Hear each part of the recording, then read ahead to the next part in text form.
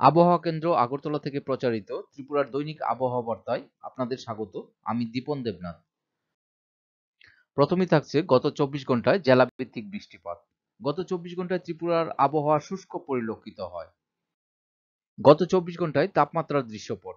উপলব্ধ তথ্য অনুসারে গতকাল সর্বোচ্চ তাপমাত্রা ত্রিপুরার খোয়াই ও গোমতী জেলায় স্বাভাবিকের থেকে বেশি এবং বাকি সব জেলাতে স্বাভাবিকের কাছাকাছি ছিল।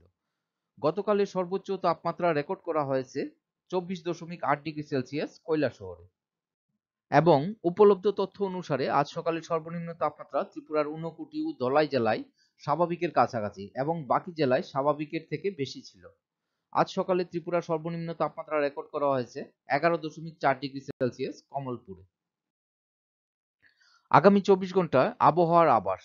আগামী 24 ঘন্টায় ত্রিপুরার আবহাওয়া শুষ্ক থাকবে।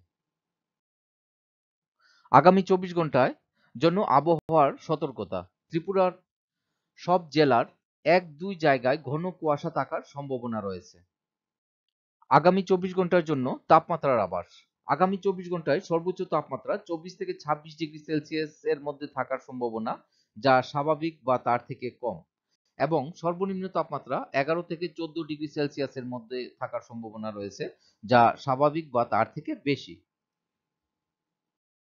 পরবর্তী দৈনিক আবহাওয়া বার্তা প্রচারিত হবে আগামীকাল অর্থাৎ ৮ই জানুয়ারি। ধন্যবাদ।